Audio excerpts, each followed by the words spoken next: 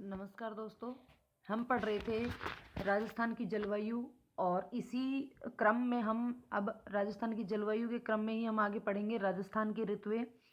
तो राजस्थान में कौन कौन सी ऋतुएं होती हैं, उन ऋतुओं का कंप्लीट वर्गीकरण हम यहाँ पे पढ़ेंगे। आगे बढ़ने से पहले मेरी आपसे विनम्र रिक्वेस्ट है कि यदि आपने अभी तक चैनल को सब्सक्राइब नहीं किया तो प्लीज़ चैनल को सब्सक्राइब करके बेल आइकन को क्लिक कर लें ताकि आने वाली हर वीडियो का नोटिफिकेशन आप तक पहुँचता रहे। तो चलिए शुरू करते हैं कि भाई राजस्थान में जलवायु का जब हम अध्ययन करते हैं तो उस समय हमको राजस्थान की जलवायु में हमको ऋतुओं का अध्ययन भी करना होता है और मुख्यतः 4 प्रकार की ऋतुएं पाई जाती हैं। कौन कौन सी ऋतुएं? ग्रीष्म, वर्षा, शरद और शीत। मुख्य रूप से ये 4 ऋतुओं का अध्ययन हम इस टॉपिक के अंदर करेंगे।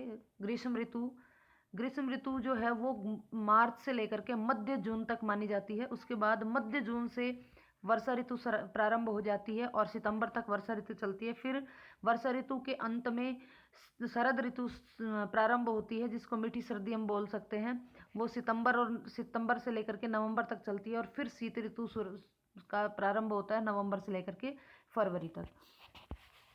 तो सबसे पहले हम बात करेंगे ग्रीष्म ऋतु की। देखिए राजस्थान में ग्रीष्म ऋतु जो है यानी कि गर्मी का जो ऋतु है वो मार्च से लेकर के मध्य जून तक ग्रीष्म ऋतु होती है और उस समय सूर्य जो है वो उत्तरी गोलार्ध में रहता है। सूर्य उत्तरी गोलार्ध में रहता है। आपको पता होगा, देखिए 21 जून के दिन सूर्य जो कर्क रेखा के ऊपर चमकता है, यानी कि उत्तरी गोलार्ध में क्या होती है, गर्मी होती है और दक्षिणी गोलार्ध में सर्दी होती है। मार्च में सूर्य उत्तर में कर्क रेखा की ओर बढ़ने लगता है। जैसे ही 21 मार्च का दिन होता है उसके बाद सूर्य जो है वो कर्क रेखा की तरफ बढ़ता है और 21 जून को कर्क रेखा पर पहुंच जाता है, यानी कि गर्मी जो मार्च का महीना है वहाँ से गर्मी की शुरुआत हो जाती है और 21 जून को सूर्य जो है सीधा कर्क रेखा पर चमकता है। और आपको पता होगा कि जब सूर्य कर्क रेखा पर चमकता है तो उस समय राजस्थान का जो बांसवाड़ा जिला है उसमें सूर्य की सबसे सीधी किरणें पड़ती हैं और गर्मी जो है वो सबसे प्रचंड रूप लिए हुए होती है।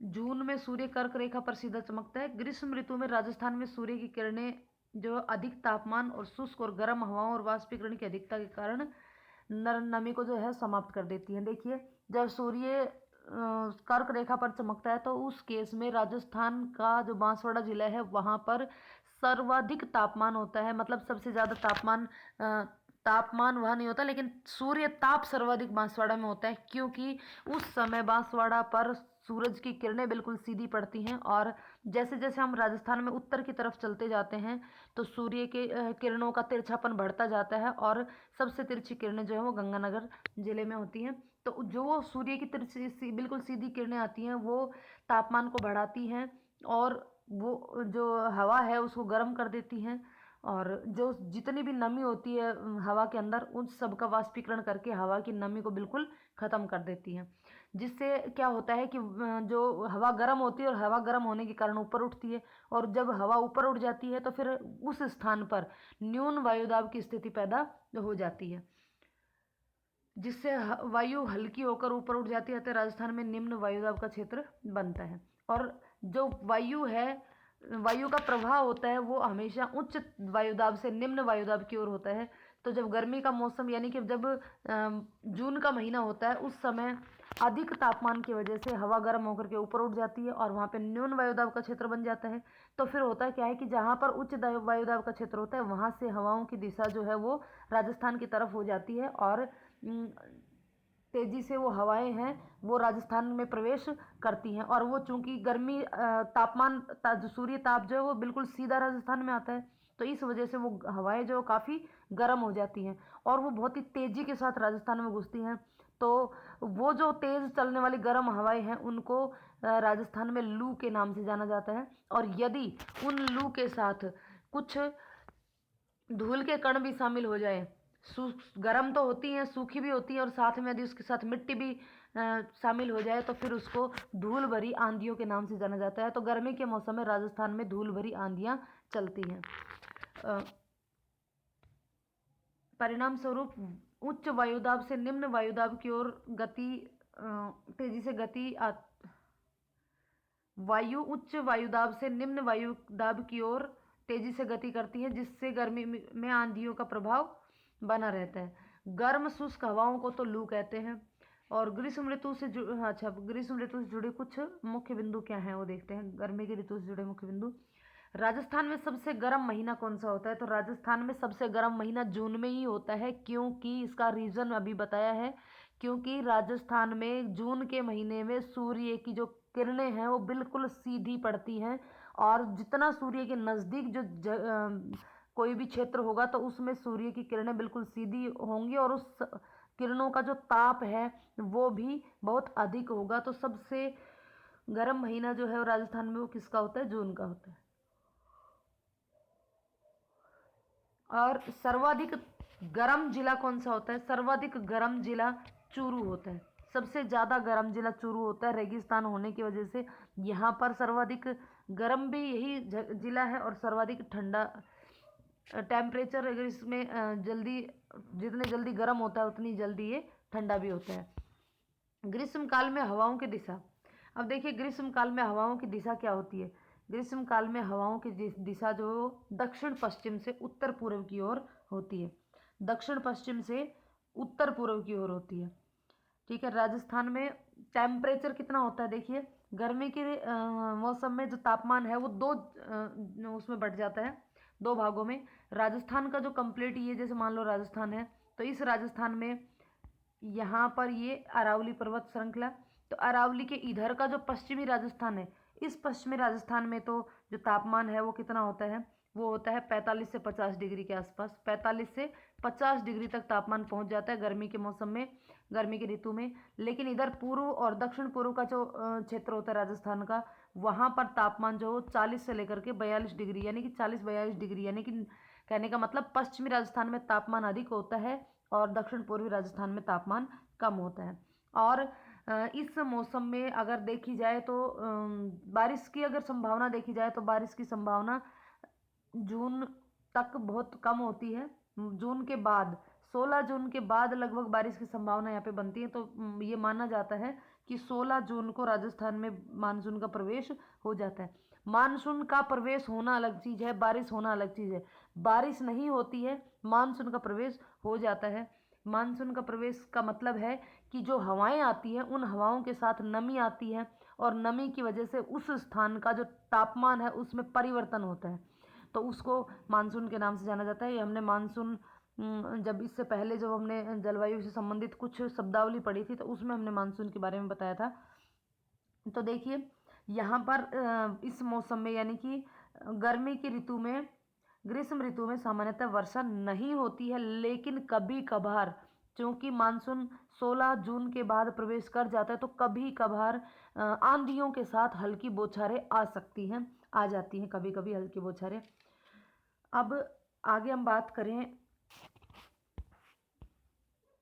तापांतर की बात हो रही है अब यहाँ पे देखिए।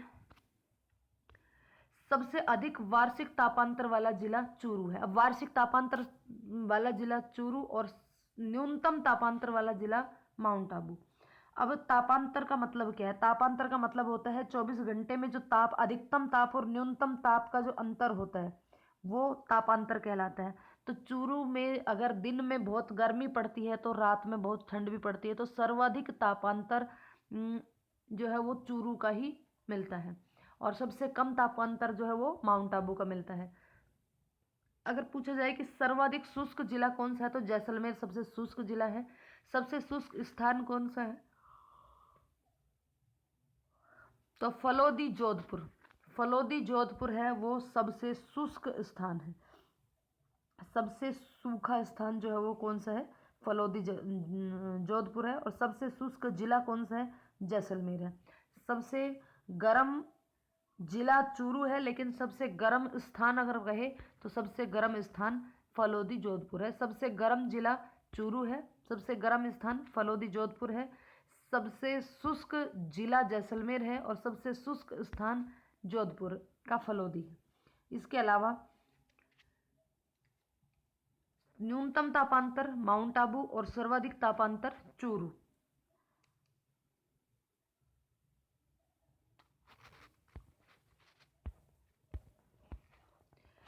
अब इस समय जो हवाएं चलती हैं, जो लू चलती है, वो स्थानीय पवने, इस समय स्थानीय पवनों की उत्पत्ति भी होती है, स्थानीय पवनें भी चलती हैं। और वो स्थानीय पवनें अभी बताई थी मैंने कि जो उनको गर्मी के मौसम में जो न्यून तापमान की न्यून वायुदाब की स्थिति उत्पन्न होने के कारण उच्च वायुदाब से न्यून वायुदाब की तरफ बहुत ही अधिक वेग से और गर्म शुष्क हवाएं जो आती है उनको लू कहते हैं। और ये स्थानीय स्थानीय पवनें होती हैं। स्थानीय पवनें क्या होती हैं? स्थानीय पवनें ऐसी पवनें होती हैं जो किसी क्षेत्र विशेष में किसी विशेष समय में ही चलती हैं। जैसे कि राजस्थान में गर्मी के मौसम में ही चलती हैं, तो वो लू है। ये स्थानीय पवनें हैं, इनको लू के नाम से जाना जाता है। और अभी मैंने बताया था कि यदि इनके साथ मिट्टी भी उड़ने लग जाए तो उसको धूल भरी आंधियाँ भी कहते हैं। और राजस्थान में चक्रवात, गर्मी के मौसम में चक्रवात भी, छोटे छोटे जो चक्रवात होते हैं वो भी काफ़ी देखने को मिलते हैं। और ये जो छोटे चक्रवात होते हैं इनको बबूलिया के नाम से जाना जाता है। आपने खूब देखे होंगे, कई बार ऐसा आती है हवा कि ऐसे ऐसे गोल गोल घूम के और ऊपर उठती हुई हवा दिखती है, और उसके अंदर, उस हवा के अंदर जितनी भी मिट्टी या फिर कोई कागज़ या पॉलीथीन वगैरह जो भी उसके बीच में आ जाती है, तो वो सब चीज़ें ऐसे गोल गोल घूमती हुई चलती आगे और ऊपर उठती हुई चली जाती है, तो वो चक्रवात होते हैं। और वो चक्रवात किस वजह से होते हैं? वो न्यून वायुदाब के कारण ही उत्पन्न होते हैं वो। और उसको क्या नाम से जाना जाता है? बबूलिया के नाम से जाना जाता है। तो राजस्थान में सबसे अधिक आंधियाँ कौन से ज़िले में चलती हैं? तो राजस्थान में सर्वाधिक आंधियाँ जो है गंगानगर ज़िले में चलती है। सबसे अधिक आंधियाँ कौन से ज़िले में चलती है? गंगानगर में। लगभग 27 दिन तक ये आंधियाँ चलती है। और न्यूनतम आंधियाँ चलती है झालावाड़ में। सबसे कम आंधियाँ चलती है झालावाड़ में।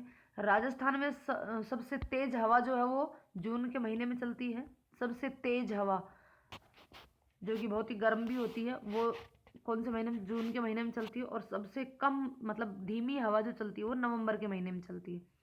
और राजस्थान के पूर्वी तथा दक्षिणी पूर्वी भागों में जून जुलाई के महीने में जो चक्रवात आते हैं, जो तूफान आते हैं, उनको ब्रज तूफान के नाम से जाना जाता है। सूर्य की सबसे सीधी किरणें बांसवाड़ा में, और सबसे तिरछी किरणें कहाँ पड़ती है? गंगानगर में पड़ती हैं। और क्यों पड़ती हैं? इसका रीजन है, कर्क रेखा बांसवाड़ा के मध्य से होकर के गुजरती है, जबकि डूंगरपुर को स्पर्श करती हुई जाती है। बांसवाड़ा के तो मध्य से गुजरती है और डूंगरपुर को स्पर्श करती हुई कर्क रेखा निकलती है। अब हम बात करते हैं, दूसरी ऋतु है वर्षा ऋतु। तो राजस्थान में वर्षा ऋतु का जो समय है वो मध्य जून से लेकर के सितंबर तक माना जाता है। यानी कि माना जाता है कि लगभग 16 जून को जो है वर्षा मानसून जो है वो प्रारंभ, मतलब राजस्थान में प्रवेश कर जाता है। और जो ये मानसून, जो ये वर्षा होती है वर्षा ऋतु में, ये वर्षा मानसूनी वर्षा होती है। इसको कौन सी वर्षा कहते हैं? मानसूनी वर्षा होती है ये। और ये दो प्रकार के मानसून से उत्पन्न होती है, यानी कि मानसून की दो शाखाओं से ये राजस्थान में बारिश होती है। कौन कौन सी दो शाखाएं? एक अरब सागर की शाखा और दूसरी बंगाल की खाड़ी की शाखा। यानी कि अरब सागर का जो मानसून है वो, और एक बंगाल की खाड़ी का मानसून है, जो इन दोनों मानसूनों से वर्षा होती है। अब देखते हैं हम सबसे पहले अरब सागर के मानसून से जो वर्षा होती है वो किस प्रकार से राजस्थान में प्रवेश करती है। अरब सागर के मानसून से जो वर्षा होती है वो किस तरीके से राजस्थान में प्रवेश करती है। देखिए, अरब सागर और दोनों की अगर हम बात कर लें तो ये हमारा भारत है। इस तरीके से ये हमारा क्या है? भारत है। इस भारत में इस साइड में अरब सागर है और इधर बंगाल की खाड़ी है। ठीक है, तो यहाँ पे जो अरब सागर से जो मानसून उठता है वो 3 जगह से राजस्थान में प्रवेश करता है। एक तो सबसे नीचे से, यहाँ से केरल से, दूसरा कर्नाटक और महाराष्ट्र के तट पर से, और तीसरा इधर गुजरात से। तो यहाँ पे देखिए, जो गुजरात से जो मानसून प्रवेश करता है वो गुजरात वाला मानसून गुजरात से होते हुए इधर बांसवाड़ा में राजस्थान में प्रवेश करता है। इधर से, यहाँ पे बांसवाड़ा से राजस्थान में, गुजरात से होते हुए बांसवाड़ा से राजस्थान में प्रवेश करता है। और प्रवेश करने के जैसे ये राजस्थान में प्रवेश करता है तो यहाँ पे आ जाती है हमारी अरावली श्रृंखला। अरावली शुरू हो जाती है यहाँ से। तो ये यहाँ पर इधर अरावली इसके समांतर होती है, और ये जो है वो सीधा इस अरावली के पास पास से होकर के सीधा समांतर हवाएं जो वो निकल जाती हैं। और ये जो काफ़ी ये जो हवाएं होती हैं अरब सागर के मानसून वाली हवाएं होती है, ये सर्वाधिक आर्द्रता लेकर के यहाँ पे आती हैं, क्योंकि ये समुद्र तट के नज़दीक से सिर्फ इसको गुजरात को क्रॉस करके राजस्थान में प्रवेश करना होता है, तो इसके अंदर काफ़ी सारी आर्द्रता होती है। तो यहाँ पर देखिए अरब सागर की जो शाखा है सर्वाधिक आर्द्रता वाली मानसूनी हवाएं होती हैं। और लेकिन ये जो हवाएं हैं वो राजस्थान में वर्षा नहीं कर पाती हैं। क्यों? क्योंकि इसका कारण है कि ये अरावली के समांतर ये आगे निकल जाती हैं और आगे जाकर के हिमालय की जो पहाड़ियाँ हैं उनसे टकरा करके ये उधर उत्तर की साइड में ये वर्षा करती हैं। और फिर लौटते वक्त जब ये लौटती हैं वापस, तो लौटते वक्त राजस्थान के कुछ ये जो पश्चिमी जिले हैं इनमें ये वर्षा करके जब वापस लौटती हैं। तो सबसे ज़्यादा आर्द्रता वाली अगर बात करें, सबसे ज़्यादा आर्द्रता वाली कौन सी शाखा है, तो अरब सागर की जो शाखा होती है वो सर्वाधिक आर्द्रता लेकर के आती है। और ये कहाँ प्रवेश करती है राजस्थान में, तो ये बांसवाड़ा में प्रवेश करती हैं। सबसे पहले प्रवेश भी यही करती हैं, अरब सागर वाली शाखा सबसे पहले प्रवेश करती है। क्यों? क्योंकि इनको ज़्यादा दूरी कवर नहीं करनी होती है और इन हवाओं की दिशा जो है वो दक्षिण पश्चिम से उत्तर पूर्व की तरफ होती है। दक्षिण पश्चिम से लेकर के उत्तर पूर्व की तरफ होती है। हवाएं हमेशा झुकती हुई चलती हैं, तो इनकी जो हवाओं की दिशा होती है दक्षिण पूर्व से उत्तर पश्चिम की तरफ होती है। चलिए देख लेते हैं एक बार अरब सागर के मानसून से वर्षा। राजस्थान में सर्वाधिक अरब सागर का मानसून सर्वप्रथम सबसे पहले अरब सागर का मानसून प्रवेश करता है। यह राजस्थान के पश्चिमी तट पर वर्षा करता हुआ, गलत लिख दिया, ये है राजस्थान के नहीं, भारत के पश्चिमी तट पर वर्षा करता हुआ गुजरात के काठियावाड़ में वर्षा करके राजस्थान के बांसवाड़ा जिले में प्रवेश करता है। इसलिए बांसवाड़ा का, और जो बांसवाड़ा है उसको मानसून का प्रवेश द्वार भी कहते हैं। सबसे पहले राजस्थान में मानसून कौन सी शाखा से आता है, तो अरब सागर की शाखा से आता है। कौन से राजस्थान के कौन से जिले से प्रवेश करता है, तो बांसवाड़ा जिले से प्रवेश करता है। इसीलिए बांसवाड़ा को राजस्थान में मानसून का प्रवेश द्वार कहा जाता है। साथ में अरब सागर की शाखा से सर्वाधिक आर्द्रता वाली हवाएं आती हैं, लेकिन फिर भी वर्षा इसमें सबसे अधिक नहीं होती। मात्र 15 से 20 यानी कि लगभग 20-25% बारिश ही अरब सागर की शाखा से हो पाती है। यह मानसून राजस्थान में अधिक वर्षा नहीं कर पाता क्योंकि अरावली पर्वतमाला की स्थिति इसके समांतर है। और ये फिर राजस्थान के दक्षिण हिस्सों में जैसे कि डूंगरपुर, प्रतापगढ़, उदयपुर, बांसवाड़ा आदि जिलों में अरब सागर के मानसून से वर्षा होती है। और फिर वो मानसून जो आगे चला जाता है अरावली के समांतर और आगे फिर जाकर के उत्तरी भारत में वर्षा उस मानसून की वजह से होती है। अरब सागर का मानसून लौटते समय राजस्थान के उत्तरी पश्चिमी भाग में जैसे कि बीकानेर का कुछ भाग, गंगानगर आदि जगहों पर बारिश करता है। लौटते वक्त बारिश होती है, यानी कि लौटते हुए मानसून से बारिश होती है वापस आते हुए। अरब सागर की शाखा और बंगाल की खाड़ी की शाखा, दोनों शाखाओं का जो मानसून का जो मिलन है वो हिमाचल प्रदेश के धर्मशाला नामक स्थान पर होता है। इधर से तो ये इधर से चलती हैं अरब सागर की शाखा, उधर से बंगाल की खाड़ी की शाखा इधर ऐसे जाती है और जाकर के आगे ये हिमालय से टकरा करके इस तरीके से वापस आती हैं और आकर के हिमाचल प्रदेश के धर्मशाला नामक स्थान पर दोनों शाखाएं आपस में मिलती हैं।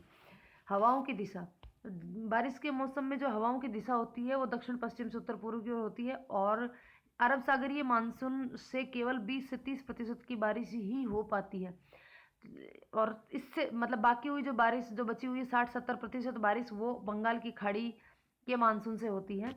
अब देखिए बंगाल की खाड़ी का मानसून की बात कर लेते हैं। तो बंगाल की खाड़ी के मानसून से जो वर्षा होती है वो राजस्थान के पूर्वी दिशा, बंगाल की खाड़ी का जो मानसून है वो राजस्थान की पूर्वी दिशा से प्रवेश करता है।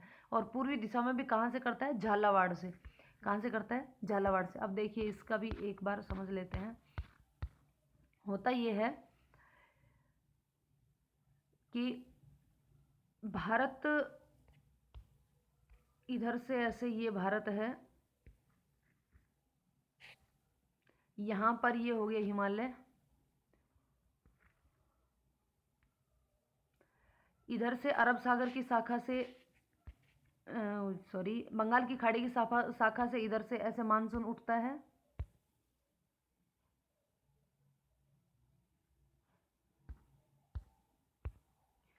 मानसून आता है इधर और फिर ये इधर टकराता है और टकराने के बाद इसकी जो दिशा है वो इस तरीके से घूम जाती है इधर यूँ। क्यों इस तरीके से क्यों घूमती है ये दिशा?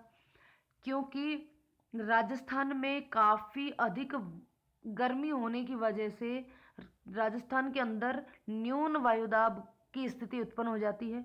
इसलिए फिर इधर से और ये न्यून वायु हमेशा उच्च वायुदाब से निम्न, जिस तरफ भी वायु को निम्न वायुदाब दिखाई देगा वो उसी तरफ गति करना प्रारंभ हो जाती है। तो इधर ये न्यून वायुदाब के कारण इस तरफ से इसका झुकाव जो इस तरफ हो जाता है और फिर यहाँ पर पामीर के जैसे ये इधर वापस घूमता है तो नागपुर के पठार से टकराता है। ये नागपुर के पठार से टकराने के बाद दो हिस्सों में बट जाता है, एक तो इस साइड में और दूसरा उत्तर साइड में। और ये जो नागपुर के पठार से टकराने के बाद जो इधर से ये जो शाखा निकलती है तो ये शाखा इस तरफ होती हुई ऐसे और फिर ये राजस्थान के झालावाड़ ज़िले में प्रवेश करती है। लेकिन झालावाड़ जैसे ही इधर से जैसे ही ये प्रवेश इनका जो प्रवेश है वो इस तरीके से झालावाड़ में होता है और इधर आ जाती है अरावली आने की वजह से यहाँ पर ये हवाएं इस तरीके से आती हैं और अरावली से टकरा करके ऊपर उठती हैं और अरावली से टकरा करके इस दक्षिण पश्चिमी भाग में दक्षिण पूर्वी भाग में ये वर्षा करती है अरावली की इस तरफ। लेकिन फिर ये ऊपर उठती हैं और ऊपर उठ करके जैसे ही अरावली से टकराती है तो ये जो इसके पीछे अरावली के पीछे का जो प्रदेश है, यहाँ पर ये पीछे का प्रदेश है, इस प्रदेश में वर्षा नहीं हो पाती और इस वजह से ये जो प्रदेश है ये अरावली का छायावृष्टि क्षेत्र बन जाता है। यहाँ पर बिल्कुल भी वर्षा नहीं हो पाती है और होती है तो वो बहुत ही कम होती है। और वो भी किस वजह से होती है? जो अरब सागर का मानसून जो है वो वापस लौटता है, उस लौटते हुए मानसून की वजह से इस तरफ वर्षा होती है। यहाँ पर जैसे ही ये अब चूंकि ये इतनी दूरी क्रॉस करके आया है, इधर से ऐसे गया फिर ये वापस आया तो काफ़ी लंबी दूरी क्रॉस करके आता है, तो इस वजह से इसकी जो मानसून में इसकी जो हवाओं में जो आर्द्रता होती है वो आर्द्रता कम हो जाती है और यहाँ तक आते आते इनमें आर्द्रता ज़्यादा नहीं बचती है। और फिर ये क्या होता है, यहाँ पे अरावली से टकराता है और अरावली से टकरा करके हवाएं ऊपर उठती है और ऊपर उठने की वजह से वो उनका संघनन होता है, ठंडी होती है हवाएं और ठंडी होने की वजह से इस साइड में इधर ये वर्षा कर देती हैं। तो राजस्थान के दक्षिण पूर्वी भाग में बंगाल की खाड़ी की शाखा से ही वर्षा होती है। अब देखते हैं बंगाल की खाड़ी की शाखा से हम पढ़ेंगे यहाँ पे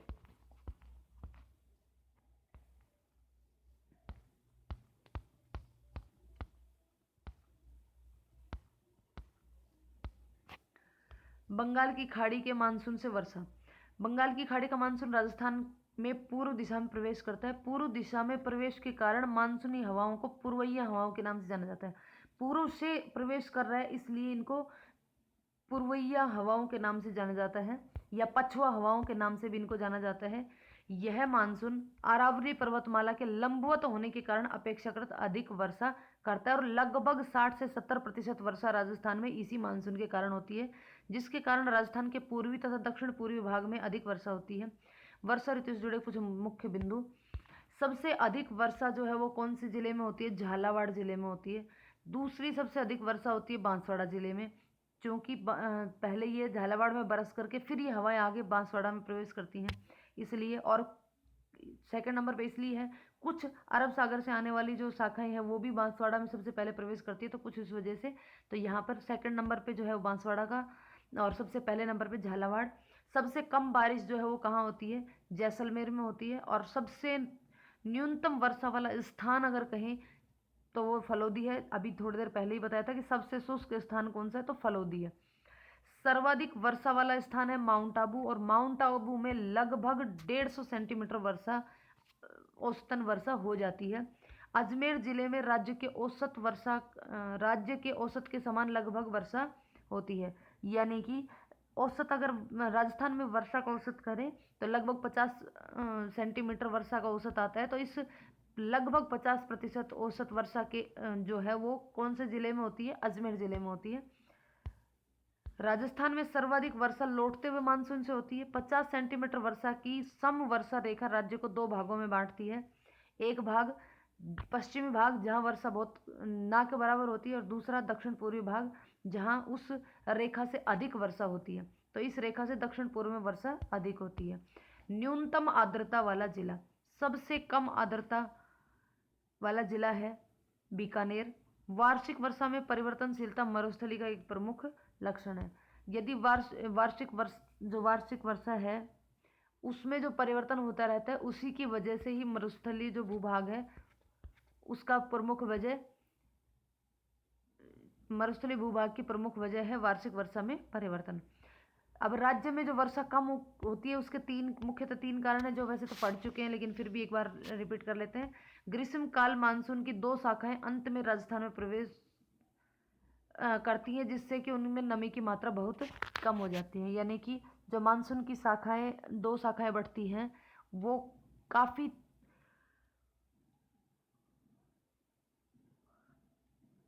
लंबी दूरी तय करके आती है, जिसकी वजह से जो है उन हवाओं की नमी जो है वो बहुत कम हो जाती है। दूसरी चीज़ कि जब राजस्थान में ये हवाएं प्रवेश करती हैं, आर्द्रता युक्त हवाएं प्रवेश करती हैं, तो राजस्थान का टेम्परेचर बहुत अधिक होने की वजह से ये हवाएं हैं अपनी नमी खो देती हैं और ये शुष्क हो जाती हैं। मानसूनी पवनों के राजस्थान में प्रवेश करने पर यहाँ उच्च तापमान और शुष्क वायु इन दोनों की अधिकांश नमी या आर्द्रता को सोख लेती हैं।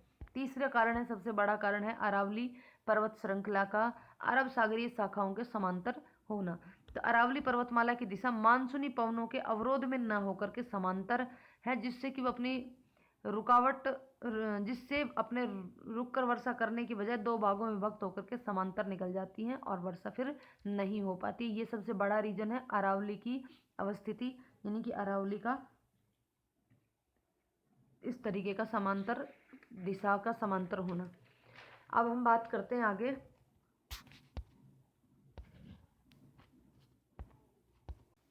नेक्स्ट बात करते हैं शरद ऋतु की।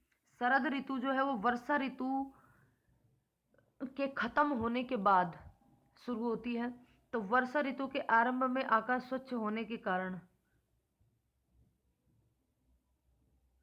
तापमान 38 डिग्री सेंटीग्रेड तक बढ़ जाता है। इस ऋतु में सबसे धीमी हवाएं चलती हैं। शरद ऋतु में सबसे धीमी हवाएं चलती हैं और शरद ऋतु में 23 सितंबर के बाद जो है सूर्य दक्षिणायन होने शुरू हो जाता है, यानी कि मकर रेखा की तरफ बढ़ना शुरू हो जाता है और धीरे धीरे दक्षिण भाग में तापमान बढ़ता है। और इस वजह से उत्तरी भाग में जो उत्तरी भाग मतलब उत्तरी गोलार्ध में तापमान की कमी होती है। और हमारा राजस्थान जो उत्तरी गोलार्ध में स्थित है, तो वहाँ पर क्या है, ये सर्दी का मौसम धीरे धीरे बढ़ना शुरू हो जाता है। और जैसे ही 22 दिसंबर का दिन आता है तो सूर्य जो मकर रेखा के ऊपर चमकता है, और मकर रेखा पर चमकने की वजह से राजस्थान में टेम्परेचर हाई होता है, यानी कि टेम्परेचर लो होता है, तापमान जो है न्यून हो जाता है और वायुदाब जो है वो बढ़ जाता है। तो जब सूर्य दक्षिणायन होता है, दक्षिणायन होने का मतलब मकर रेखा की तरफ बढ़ता है, तो उस समय राजस्थान में तापमान में कमी और वायुदाब में वृद्धि होने लगती है। उत्तरी राजस्थान में 20 डिग्री सेंटीग्रेड से दक्षिण की ओर 30 डिग्री सेंटीग्रेड तक तापमान रहता है। यानी कि उत्तर से 20 डिग्री और इधर दक्षिण में चलते जाएंगे तो तापमान में वृद्धि होती रहती है, क्योंकि वो ज़्यादा नज़दीक, सूर्य के नज़दीक होगा तो तापमान ऑटोमेटिकली ज़्यादा होगा। शरद ऋतु का समय जो है वो सितंबर से नवंबर के मध्य होता है और इस समय दिन में तापमान तो अधिक रहता है और रात में तापमान कम होता है। यानी कि यही एक ऐसा मौसम है जहां दैनिक तापांतर जो है वो सर्वाधिक पाया जाता है। तो सर्वाधिक तापांतर वाले महीने कौन से होते हैं, तो वो होते हैं सितंबर व अक्टूबर। न्यूनतम तापांतर वाले महीने कौन से होते हैं, तो वो होते हैं जुलाई और अगस्त। सर्वाधिक तापांतर वाले महीने अक्टूबर नवंबर, न्यूनतम तापांतर वाले महीने हैं जुलाई और अगस्त। शरद ऋतु में हवाओं की दिशा कौन सी होती है, तो उत्तर पूर्व से दक्षिण पश्चिम की तरफ हवाओं की दिशा होती है। अब ऐसा क्यों होता है, ये हवाओं की दिशा ऐसी क्यों होती है, क्योंकि दक्षिण पूर्वी क्षेत्र में,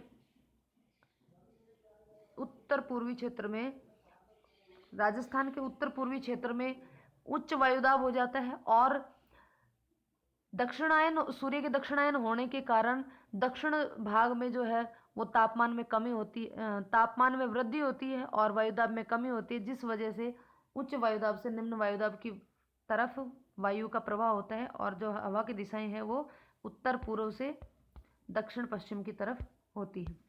इसे मानसून को लौटने का समय या मानसून का प्रत्यावर्तन काल भी कहते हैं। शरद ऋतु को मानसून का प्रत्यावर्तन काल भी कहते हैं, क्योंकि सितंबर तक वर्षा ऋतु होती है और सितंबर की हम बात कर रहे हैं सितंबर अक्टूबर में, तो इसको ही हमने शरद ऋतु कहा है। तो सितंबर के अंत में जब शरद ऋतु शुरुआत होती है तो उस समय वर्षा ऋतु का अंत होता है, तो इसलिए वर्षा ऋतु का लौटने का समय है ये, तो इसको वर्षा ऋतु का लौटने का समय या मानसून का प्रत्यावर्तन काल भी कहते हैं।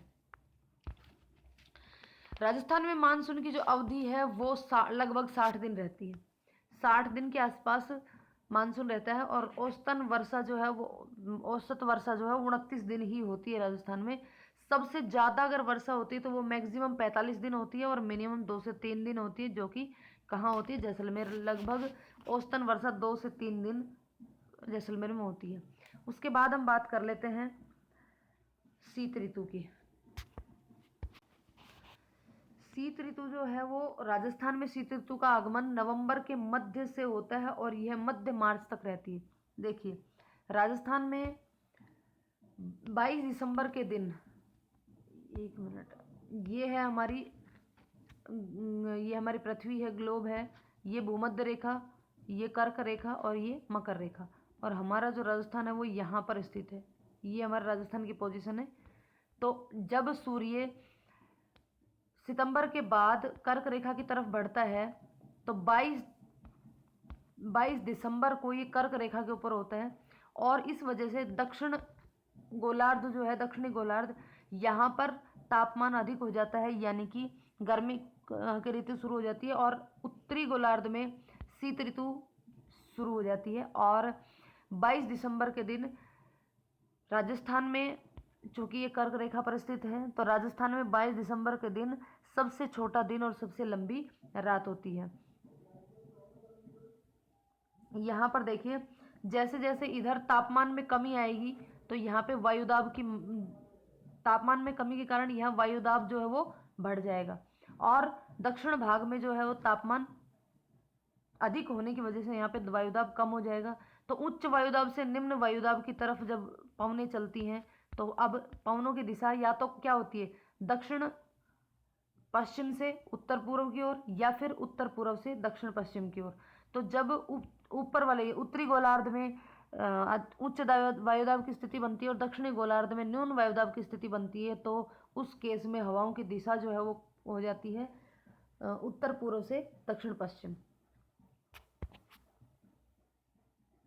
राजस्थान में शीत ऋतु का आगमन नवंबर के मध्य से होता है और मध्य मार्च तक रहती है। शीत ऋतु के दौरान सूर्य दक्षिणी गोलार्ध में होता है और 22 दिसंबर को सूर्य मकर राशि पर, मकर रेखा पर सीधा चमकता है, जिसके कारण 22 दिसंबर को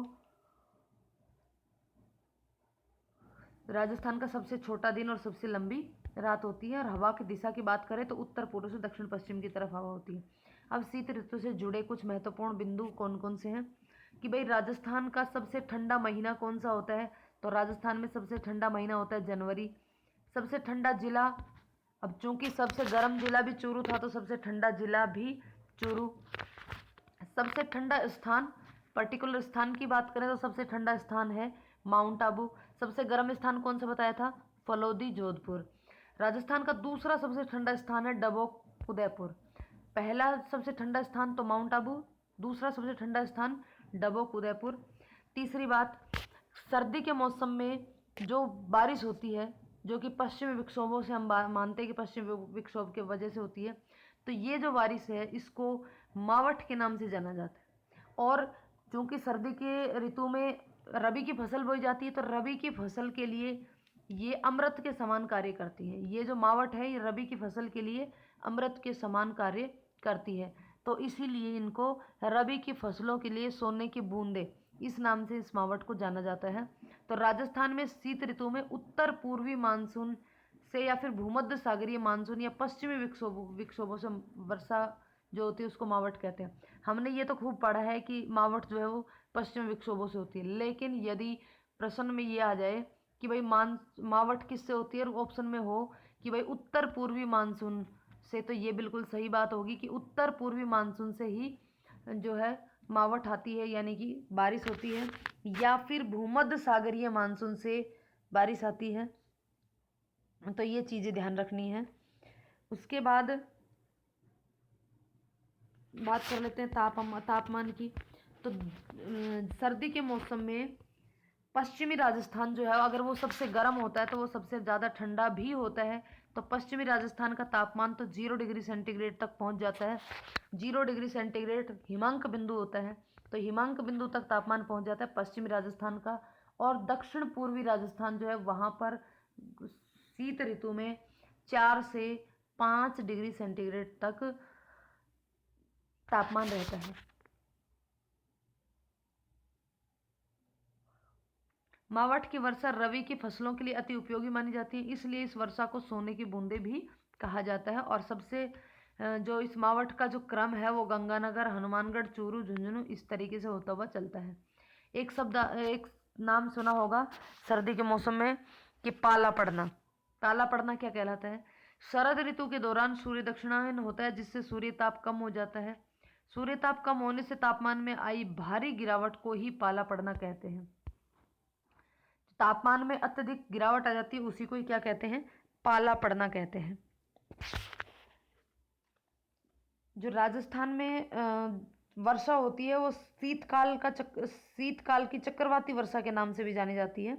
और जो राजस्थान में कुल बारिश होती है उसका 5 से 10% मावठ से ही होता है। 5 से लगभग 10% जो है वो मावठ से ही होता है। यहाँ पे हमने ऋतुओं को अपने भारतीय माह और जो अंग्रेजी महीने हैं उन दोनों के साथ में लिखा है कि भाई आमतौर पर हमने 4 ऋतुओं का अध्ययन किया है, लेकिन 5 ऋतुएं होती हैं, 6 ऋतुएं होती हैं। वो 6 ऋतुएं कौन कौन सी है? बसंत ऋतु कौन कौन से महीने में आती है? ये चैत्र और वैशाख माह में। और अगर अंग्रेजी महीनों की बात करें तो मार्च और अप्रैल। फिर ग्रीष्म ऋतु ज्येष्ठ और आषाढ़, ज्येष्ठ और आषाढ़ में ग्रीष्म ऋतु मई जून में। फिर आती है वर्षा ऋतु सावन और भादवे में, ये आती है जुलाई और अगस्त। फिर आती है शरद ऋतु आश्विन और कार्तिक, यानी कि अक्टूबर और नवंबर, सॉरी अक्टूबर नवंबर, ये सितंबर अक्टूबर। शरद ऋतु सितंबर अक्टूबर। उसके बाद हेमंत ऋतु मार्गशीर्ष और पौष, यानी कि नवंबर और दिसंबर। और फिर आती है शिशिर ऋतु, यानी कि मार्गशीर्ष और फाल्गुन, ये क्या लिख दिया, माघ और फाल्गुन आता है यहाँ पे, माघ और फाल्गुन जनवरी और फरवरी। तो चलिए अब हम कुछ अन्य इम्पोर्टेंट बिंदुओं की बात कर लेते हैं, फटाफट से देखेंगे ज़्यादा, क्योंकि कुछ चीज़ें ऐसी हैं जो हम पहले भी पढ़ चुके हैं, एक बार उसको फटाफट से रिवाइज कर लेते हैं। समुद्र की गहराई को किससे मापते हैं? फैदोमीटर से नापते हैं। और इसकी गहराई को फैदम में नापते हैं। जैसे कि दूरी होती है उसको नापने के लिए मीटर या फिर किलोमीटर का उपयोग करते हैं, उसी प्रकार से गहराई को मापने के लिए फैदम जो है उसका उपयोग करते हैं। राजस्थान के सर्वाधिक नज़दीक स्थित सागरीय भाग कौन सा है? तो वह है कच्छ की खाड़ी। राजस्थान का औसत वार्षिक तापमान कितना होता है? 37 से 38 डिग्री सेंटीग्रेड। तापमापी यंत्र को थर्मामीटर कहते हैं। सर्वाधिक गर्म महीना मई जून का होता है। सबसे ठंडे महीने दिसंबर जनवरी के होते हैं। राजस्थान में सबसे अधिक तापमान जो है वो दिन के समय 3 बजे होता है और सबसे कम तापमान सुबह 5 बजे होता है। सबसे अधिक दैनिक तापांतर पश्चिमी क्षेत्र का होता है। पश्चिमी क्षेत्र का सबसे अधिक दैनिक तापांतर, एक दिन में ताप का अंतर। राजस्थान का पश्चिमी शुष्क प्रदेश भारत का सबसे गर्म प्रदेश माना जाता है। राजस्थान में वर्षा का वार्षिक औसत 57 से 58 सेंटीमीटर है। वर्षा मापी यंत्र को कहते हैं रेनोमीटर। राज्य में सर्वाधिक वर्षा वाले महीने होते हैं जुलाई और अगस्त। राजस्थान में सर्वाधिक वर्षा वाला क्षेत्र है दक्षिण पूर्वी क्षेत्र। नेक्स्ट है राजस्थान में सबसे कम वर्षा वाला क्षेत्र है पश्चिमी क्षेत्र, खास करके जैसलमेर। राज्य में सर्वाधिक वर्षा वाला जिला है झालावाड़, और सर्वाधिक जहां पर लगभग 40 दिन वर्षा होती है। जिले की बात करें तो झालावाड़, और स्थान की बात करें तो माउंट आबू। राजस्थान में सबसे अधिक वर्षा वाला जिला झालावाड़, लगभग 40 दिन तक वर्षा होती है, और सर्वाधिक वर्षा वाला स्थान माउंट आबू। राज्य में सबसे कम वर्षा वाला जिला जैसलमेर, मात्र 10 सेंटीमीटर वर्षा यहाँ पे होती है, और वर्षा की अवधि जो है वो लगभग 5 दिन होती है बस। सर्वाधिक वर्षा वाला स्थान माउंट आबू, जो कि सिरोही में स्थित है, यहाँ पे लगभग 150 सेंटीमीटर तक वर्षा हो जाती है। सबसे कम वर्षा वाला स्थान की बात करें तो सम जैसलमेर, 5 सेंटीमीटर वर्षा यहाँ होती है। राज्य में वर्षा के दिनों की औसत संख्या अगर ज्ञात करें तो वो 29 ही है मात्र। राजस्थान की औसत वार्षिक वर्षा के बराबर औसत वर्षा वाला जिला अजमेर, 50 सेंटीमीटर वर्षा रेखा राजस्थान को 2 भागों में बांटती है। एक तो पश्चिम भाग में वर्षा कम होती है, जबकि दक्षिण पूर्वी भाग में अधिक होती है। जिस दिन 0.25 सेंटीमीटर से अधिक वर्षा हो उस दिन को वर्षा वाला दिन माना जाता है। यानी कि एक दिन में यदि वर्षा 0.25 सेंटीमीटर से यदि ज़्यादा हो जाए तो फिर उस दिन को कहते हैं कि भाई ये वर्षा वाला दिन था। राज्य के दक्षिण भाग में अधिक वर्षा का कारण क्या है? अरावली पर्वत की ऊंचाई। और यहाँ पे कौन सी शाखा महत्वपूर्ण है? दक्षिण भाग में अधिक वर्षा की कौन सी शाखा है? तो वह है बंगाल की खाड़ी की शाखा। राज्य में बार बार पड़ने वाले सूखे और अकाल का मुख्य कारण क्या है? अनियमित वर्षा ही है। राजस्थान में जो मानसून की पूर्वी हवाओं से जो वर्षा होती है उसको दोगड़ा कहते हैं। वाष्पोत्सर्जन मापक यंत्र को फोटोमीटर कहते हैं। राज्य में वाष्पोत्सर्जन की सर्वाधिक दर वाला महीना जो है वो जून है।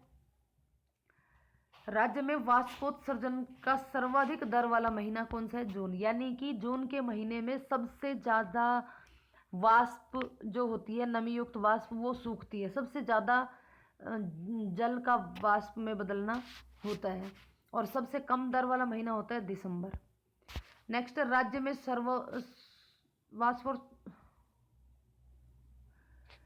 वाष्पोत्सर्जन की सर्वाधिक दर वाला जिले की बात करें तो वो है जैसलमेर, और सबसे कम दर वाला जिला है डूंगरपुर। महीने की बात करें तो जून सबसे अधिक और दिसंबर सबसे कम। यदि जिले की बात करें तो जैसलमेर सबसे ज़्यादा और डूंगरपुर सबसे कम।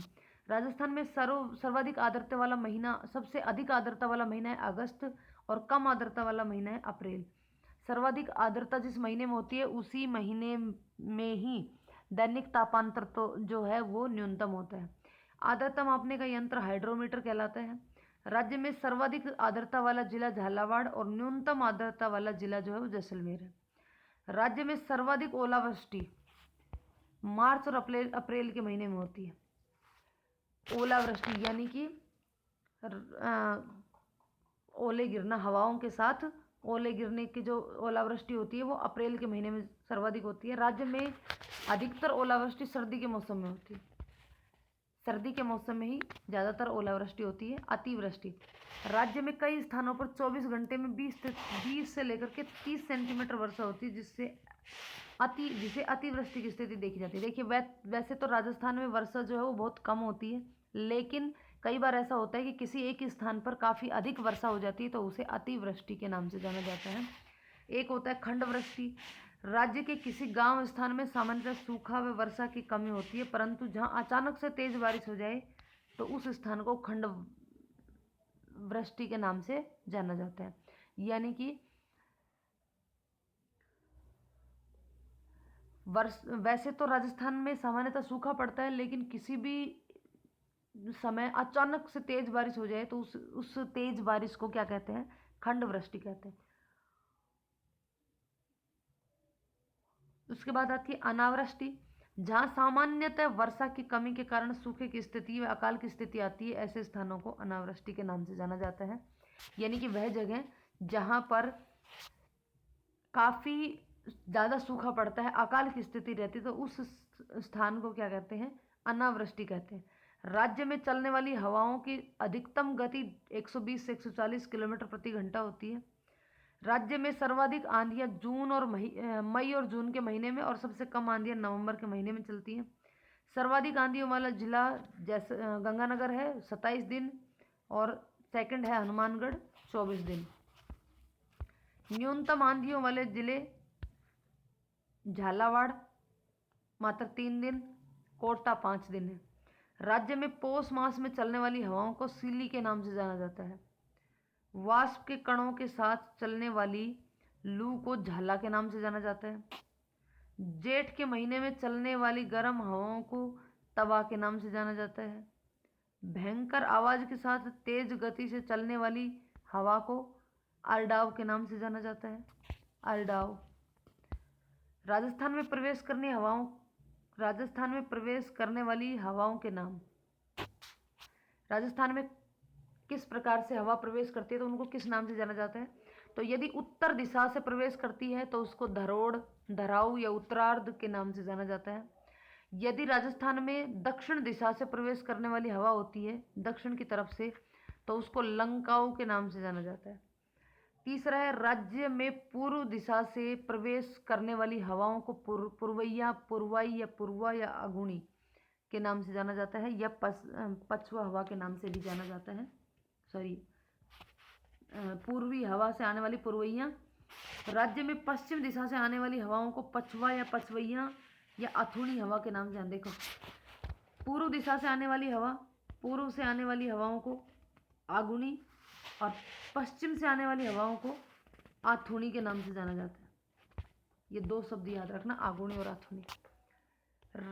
राज्य में उत्तर पूर्व दिशा से प्रवेश करने वाली हवा को संजेरी के नाम से जाना जाता है। उत्तर पूर्व दिशा में प्रवेश करने वाली हवा को किस नाम से जाना जाता है? संजेरी के नाम से जाना जाता है। राज्य में उत्तर पश्चिमी दिशा से प्रवेश करने वाली हवाओं को सुरैया के नाम से जाना जाता है। सुरैया के नाम से। राज्य में दक्षिण पूर्व दिशा से प्रवेश करने वाली हवाओं को चील के नाम से जाना जाता है। राज्य में दक्षिण पश्चिमी दिशा से प्रवेश करने वाली हवाओं को समंदरी या समुद्री हवा के नाम से जाना जाता है। जून जुलाई के महीने में दक्षिण पूर्वी क्षेत्रों से आने वाले तूफान को ब्रज तूफान कहते हैं। सर्वाधिक ब्रज तूफान झालावाड़ व जयपुर जिलों में आते हैं, सबसे कम बाड़मेर और बीकानेर में आते हैं। तो यहाँ पे हमने कुछ बिंदुओं पर बात करी, और यहाँ पे हमारा जो कृषि का जो ऋतुओं का जो टॉपिक था वो यहाँ पे ख़त्म हो जाता है।